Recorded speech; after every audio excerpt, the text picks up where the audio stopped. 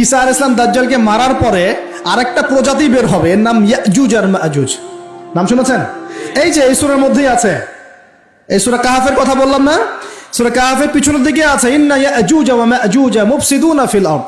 যুলকারনাইন বাদশার কথা পড়বেন, তিনি এই যে দেয়াল নির্মাণ করে দিয়েছিলেন লোহা এবং তামা দিয়ে, মনে আছে, পড়েছেন? আচ্ছা, এই ইয়াজুজ আর মাজুজ যখন বের হবে পৃথিবীর পানি খেয়ে শেষ করে ফেলে দিবে একেবারে। এর এত বেশি হিংস্র হবে যে এদের সাথে লড়াই করার মতো ক্ষমতা কোনো মানুষেরই থাকবে না। এমনকি ঈসা আলাইহিস সালামেরও নয়। ঈসা আলাইহিস সালাম তুর পাহাড়ে চলে যাবেন মুসলিমদেরকে নিয়ে, তুর পাহাড়ের ভিতরে মুসলিমরা সেখানে লুকিয়ে থাকবে, পৃথিবীর মেসাকার অবস্থা হয়ে যাবে, পৃথিবীর পানি খেয়ে শেষ করে ফেলে দিবে, একদম হিংস্র প্রজাতি। তখন ঈসা আলাইহিস সালাম আল্লাহর কাছে দোয়া করবেন, আল্লাহ এই বিভৎস এই জাতিকে ধ্বংস করো। আল্লাহ রাব্বুল আলামিন তখন ওই ইয়াজুজ আর মাজুজের এই কাঁধে, ঠিক কাঁধের মাঝখানে একটা ভাইরাস জন্ম দিবেন। কি জন্ম দিবেন? ওই যে বলি না মহামারীর ভাইরাস, অমুক ভাইরাস তমুক ভাইরাস, এই ভাইরাস আরো সামনে আছে বাকি এখনো। ওই ভাইরাসে, ওই পোকায়, ওই ব্যাকটেরিয়া বা যেটাই হোক আল্লাহ পাক যাই দিবেন, এতে করে ইয়াজুজ আর মাজুজের পুরো প্রজাতি ধপ ধপ ধপ ধপ করে মারা যাবে। মানে এটা ছোঁয়াচে রোগ হবে। কি রোগ হবে? ছোঁয়াচে। ঠিক যেমন আমরা একটু করোনা দেখলাম না, একজন থেকে আরেকজন, একজন থেকে আরেকজন, এরকম জিনিস চলবে আরো বিশ্বে। আর এখনকার নতুন রিসার্চ হচ্ছে ওই সাইবেরিয়া অঞ্চলের যে বরফগুলো আছে না, ওর নিচে এই 1 লাখ বছর, 1.5 লাখ বছর, 2 লাখ বছর আগের ভাইরাসগুলো নতুন করে জায়গা শুরু করেছে এখন। হ্যাঁ, এগুলো বিজ্ঞানীরা বলছেন যে এগুলো আবার কোন দিন জানি পৃথিবীতে আত্মপ্রকাশ করা শুরু হয়। সবকিছুই ঘটবে। বিশ্বটার খুব রহস্য আছে, বিশ্বটার অনেক রহস্য আছে। আল্লাহ পাক এগুলো খেলার ছলে সৃষ্টি করেন নাই, পরীক্ষা।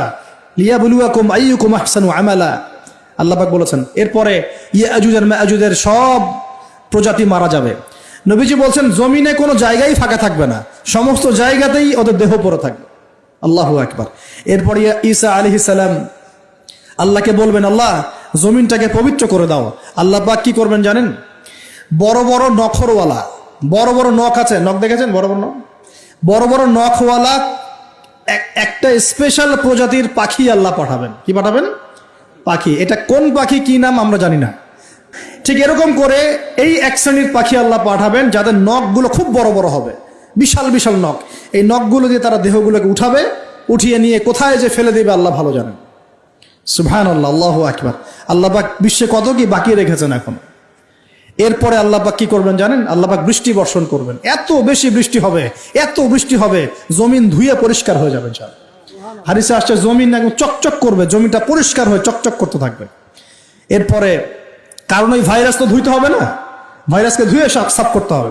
তারপরে ঈসা আলাইহিস সালামের সময়ে বলা হচ্ছে, তার সময়ে একটা ডালিম, ডালিম দেখেছেন কিনা?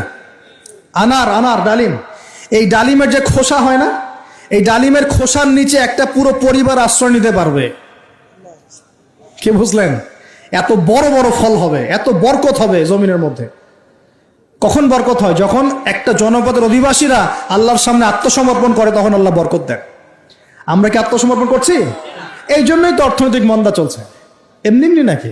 সুদ খাচ্ছেন, দিব্যি ঘুষ খাচ্ছেন, দুর্নীতি করছেন, জেনা করছেন, মানুষের সম্পদ আত্মসাৎ করছেন, মাপে কম দিচ্ছেন, আবার নামাজও পড়ছেন, মাশাআল্লাহ। তো বরকত কোত্থেকে আসবে? তো বরকত কখন আসে? যখন একটা কম আল্লাহর সামনে সম্পূর্ণ আত্মসমর্পণ করে। একটা ডালিম হবে, এটা রূপকথা নয়, এগুলা গাল গল্প বলছি না। এই প্রতিটা কথা আল্লাহ পাকের ওহী থেকে আসছে, এর একটা কথা মিথ্যা হবে না ইনশাআল্লাহ তাআলা। বিশ্ববাসীরা দেখবে একটা ডালিমের নিচে একটা পরিবার আশ্রয় নিতে পারবে।